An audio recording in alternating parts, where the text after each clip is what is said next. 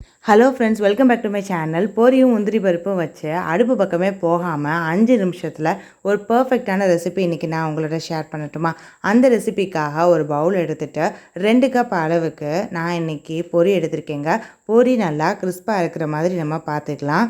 1/4 cup அளவுக்கு முந்திரி பருப்பு எடுத்துருக்கீங்க. அப்படி இல்லைன்னா 6லேருந்து 7 வரைக்கும் நம்ம முந்திரி பருப்பு எடுத்துக்கலாம். 4 ஏலக்காய் சேர்த்துட்டு இப்போ எடுத்து வச்சுருக்கிற இந்த 3 பொருளையுமே மிக்ஸி ஜாரில் நல்லா ட்ரையாக இருக்கிற மாதிரி பார்த்துக்கலாம். கொஞ்சம் கூட ஈரத்தன்மை இல்லாமல் பார்த்துக்கிட்டு எடுத்து வச்சுருக்கிற எல்லா பொருளையும் மிக்ஸி ஜாரில் சேர்த்துடலாங்க. எடுத்து வச்சுருக்கிற எல்லா பொருளையுமே நல்லா மையாக அரைச்சி எடுத்துக்கலாங்க. இப்போ அரைச்ச பொரியை நான் ஒரு பவுலில் மாற்றி வச்சுக்கிறேன். இப்போ நான் உங்களுக்கு எடுத்து காட்டுறேன் பாருங்கள்.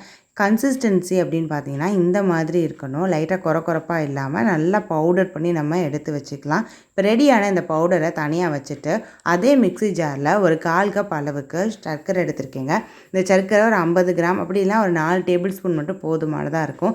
ஏன்னா இதை அரைச்சி நம்ம பவுடர் பண்ணும்போது கொஞ்சம் அதிகமாகவே கிடைக்கும். நீங்கள் ஸ்வீட்னஸ் வேணும் அப்படின்னா மட்டும் கொஞ்சம் எக்ஸ்ட்ராவாக சேர்த்துக்கோங்க. மற்றபடி அளவுகள்லாம் இதே மாதிரி தாங்க இருக்கும். இப்போ அரைச்சிருக்கிற இந்த பவுடர் சுகரை பொரியோடு சேர்த்துட்டு அதையும் நல்லாவே மிக்ஸ் பண்ணி ரெடி பண்ணி வச்சுக்கலாம். இப்போ இது தனியாக எடுத்து வச்சுட்டு இப்போ ஒரு மிக்ஸி ஜார் எடுத்துகிட்டு 1/2 மூடி தேங்காய் எடுத்துருக்கேங்க. இந்த தேங்காயை குட்டியாக கட் பண்ணி மிக்ஸி ஜாரில் சேர்த்துட்டு ஒரு 1/2 டம்ளர் அளவுக்கு தண்ணி சேர்த்துட்டு நல்லாவே மையாக அரைச்சி எடுத்துக்கலாங்க. நல்லா அரைச்சதுக்கப்புறமா இப்போ நான் அதில் இருக்கிற தேங்காயை நல்லா பால் பிழிஞ்சு எடுத்துக்கலாம். இந்த மாதிரி தேங்காய் பால் நல்லா கெட்டியாக இருக்கிற மாதிரி பார்த்துக்கலாங்க. அப்போ தான் நம்மளோட ரெசிபி நல்லா பர்ஃபெக்டாக கிடைக்குங்க. இப்போ நல்லா ஒரு தரம் இருக்கிற பால் மட்டும் நல்லா பிழிஞ்சிட்டு இந்த மாதிரி கெட்டியான தேங்காய் பால் நமக்கு ரெடி ஆயிடுச்சு. இப்போ இதை நம்ம எடுத்து தனியாக வச்சிடலாம். இப்போ பவுடர் பண்ணி வச்சுருக்கிற எல்லா பொருளையும் எடுத்துக்கலாங்க.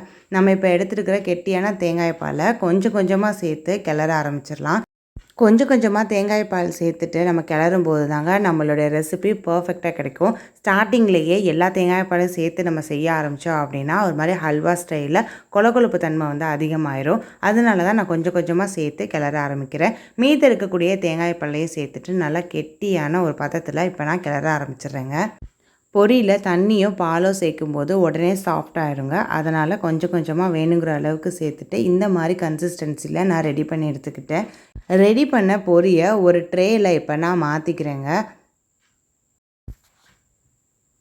எல்லா மாவுகளையும் ட்ரேயில் மாற்றினதுக்கப்புறம் நல்லா டைட் பண்ணி சீல் பண்ணிக்கலாங்க. இந்த மாதிரி ஒரு ஷேப்பை நம்ம மாற்றி எடுத்துக்கலாம். இப்போ ஷேப் கரெக்டாக கிடச்சதுக்கப்புறமா வேறு ஒரு பிளேட்லேயோ அப்படி இல்லைன்னா போர்ட்லேயோ நான் மாற்றி வச்சுக்கிறேங்க. இந்த மாதிரி நம்ம மாற்றும் போது ட்ரேயில் நான் எண்ணெயோ நெய்யோ எதுவுமே அப்ளை பண்ணலை. ட்ரையாக இருக்கிற மாதிரி மட்டும் நான் பார்த்துக்கிட்டேங்க. அப்படி நம்ம செய்யும்போது கூட பர்ஃபி ஒட்டாமல் உதிராமல் கரெக்டான கன்சிஸ்டன்சியில் நமக்கு கிடச்சிருச்சு.